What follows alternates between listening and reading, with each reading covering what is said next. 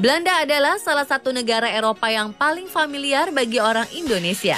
Ya, selain fakta bahwa negeri kincir angin ini pernah menjajah bangsa Indonesia dalam rentang waktu yang sangat lama, yakni 3,5 abad, ikatan sejarah yang panjang antara Belanda dengan Indonesia juga berdampak pada banyaknya orang Indonesia yang menetap di Belanda.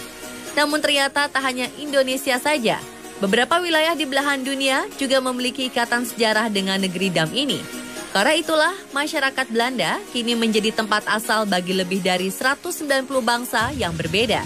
Para warga asing yang menetap di Belanda ini membawa beragam ide dan budaya mereka sendiri yang membuat Belanda secara umum menjadi bangsa unik yang berpikiran terbuka dan toleran. Dan pemirsa, berikut kami merangkum berbagai fakta unik lainnya tentang negeri tulip ini dalam Fakta Unik Belanda versi on the spot.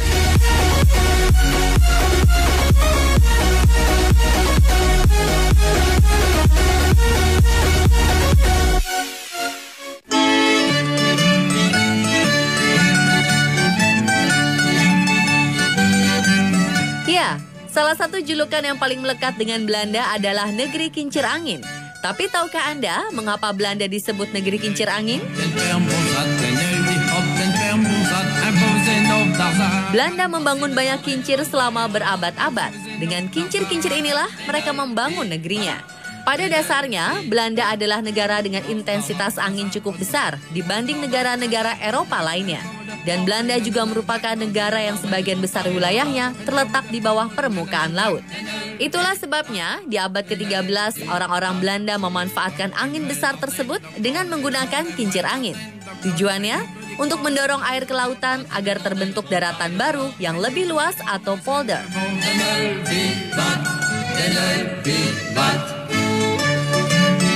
Dengan perkembangan teknologi, sekitar abad ke-17, kincir angin digunakan juga sebagai sarana pembantu di bidang pertanian dan industri, seperti memproduksi kertas, mengasah kayu, mengeluarkan minyak dari biji, dan menggiling jagung. Pada 1973, Belanda memanfaatkan kincir angin modern atau turbin angin sebagai alat pembangkit energi listrik. Inilah alasannya mengapa Belanda disebut negeri kincir angin. Terdapat lebih dari 1.000 kincir angin di Belanda. Beberapa di antaranya masih berfungsi untuk drainase, namun beberapa kincir yang masih berputar saat ini berada di ambang kehilangan kekuatannya. Dengan bangunan di sekitarnya yang semakin tinggi, maka kincir angin ini tidak bisa lagi menangkap angin yang besar seperti dahulu. Meski demikian, pemerintah Belanda mempertahankan keberadaan kincir angin bersejarah ini sebagai ikon negara Belanda, guna menarik perhatian wisatawan dari berbagai negara termasuk Indonesia. Dan salah satu objek wisata tempat melihat kincir angin khas Belanda adalah Janses Hans.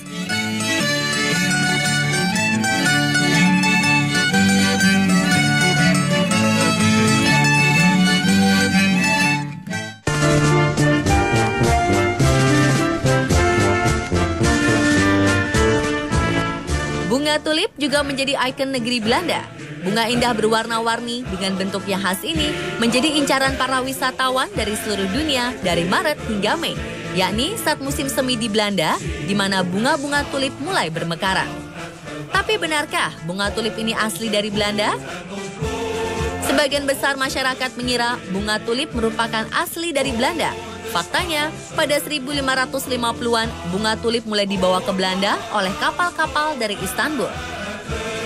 Di Turki, bunga ini mengalami kejayaannya pada masa kekuasaan Sultan Ahmed III di abad ke-17. Bunga tulip berperan penting kala itu, sehingga masa Sultan Ahmed III disebut juga sebagai era bunga tulip. Pada masa itu, Istana Sultan memiliki sebuah dewan khusus untuk membudidayakan bunga-bunga tulip. Kata tulip sendiri berasal dari bahasa Turki, yakni tuban, yang berarti turban, di mana bentuk bunga ini mirip turban yang dikenakan oleh Sultan Turki. Pada 1554, Duta Besar Austria, Busbek, berkunjung ke Istana Kekaisaran Turki dan terpana dengan keindahan bunga tulip. Ia lalu membawa bunga tulip ke Wina, Austria. Di sini, tulip masuk ke dalam daftar buku taman bunga pada 1561.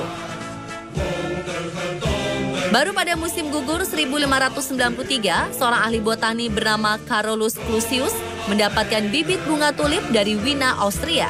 Ia menanam beberapa biji bunga tulip di Leiden, Belanda, dan bereksperimen untuk menghasilkan variasi warna baru bunga tulip. Dari sinilah tulip mulai dikenal di Belanda, dijadikan sebagai bunga nasional, dan menempatkan Carolus Clusius menjadi tokoh kunci dalam sejarah tulip di Eropa.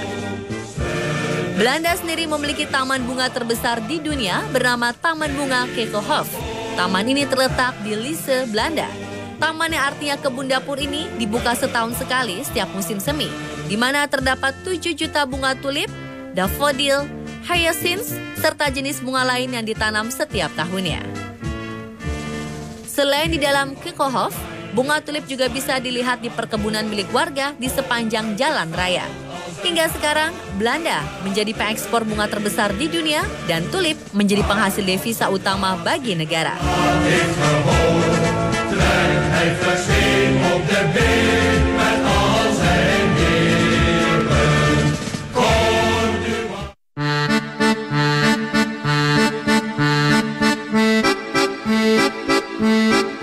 Yang unik dan menarik lainnya adalah Belanda memiliki 2 ibu kota, yaitu Amsterdam dan Den Haag. Secara konstitusi, Amsterdam adalah ibu kota negara, tapi ibu kota pemerintahan ada di Den Haag. Sesuai namanya, Amsterdam berarti bendungan atau dam di sungai Amstel. Ada bendungan, tentulah ada kanal. Kota ini memiliki kanal-kanal bersih dengan jembatan indah yang sering menjadi objek fotografi. Para wisatawan bisa berkeliling menyusuri kanal dan jembatan sambil melihat bangunan tua di sekitarnya menggunakan perahu kayu dan cruise. Tarif 10 euro per jam atau sekitar Rp150.000 untuk orang dewasa dan 6 euro atau sekitar Rp90.000 untuk anak-anak. Dibanding kota-kota lainnya di Belanda yang lebih sepi dan tenang, Amsterdam lebih ramai dan terlihat sibuk. Selain ramai orang berjalan kaki, kendaraan juga lalu lalang, mulai dari bis, tram, mobil pribadi, hingga sepeda. Soal sepeda, rata-rata warga Belanda menggunakan sepeda untuk beraktivitas, dan setiap orang di Belanda minimal punya 1 buah sepeda. Ada kendaraan unik yang disebut taksi, namun bentuknya mirip becak di Indonesia. Alun-alun di Amsterdam dinamakan Dam Square, atau terkenal juga dengan sebutan The Dam. Tempat berupa lapangan terbuka yang dikelilingi oleh bangunan bersejarah ini merupakan tempat berkumpulnya warga lokal dan turis dari seluruh dunia. Uniknya lagi, di Dam Square ini terdapat ratusan burung merpati yang berbaur dengan manusia. Biasanya para turis memberi makan merpati-merpati ini dan menjadikannya sebagai kegiatan yang menyenangkan karena jarang ditemui di negara asalnya. Ada lagi yang menarik di Amsterdam. Sejak dahulu, rumah-rumah di sini cenderung berbentuk ruko sempit yang lebarnya hanya sekitar 4-5 meter. Di bagian bawah dijadikan toko dan di bagian atas sebagai tempat tinggal.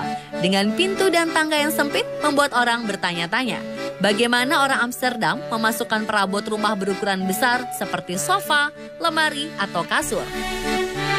Ternyata ruko-ruko di Amsterdam rata-rata condong atau miring ke depan, dengan ujung atasnya paling jauh sudut kemiringannya.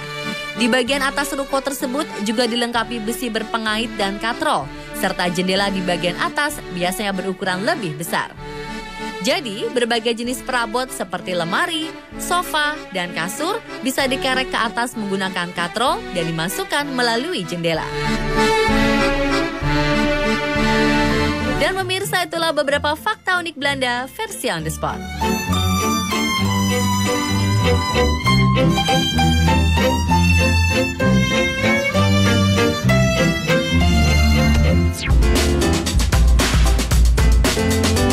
Anda mau tahu bagaimana sensasi menaiki ayunan tertinggi di dataran benua Eropa seperti ini?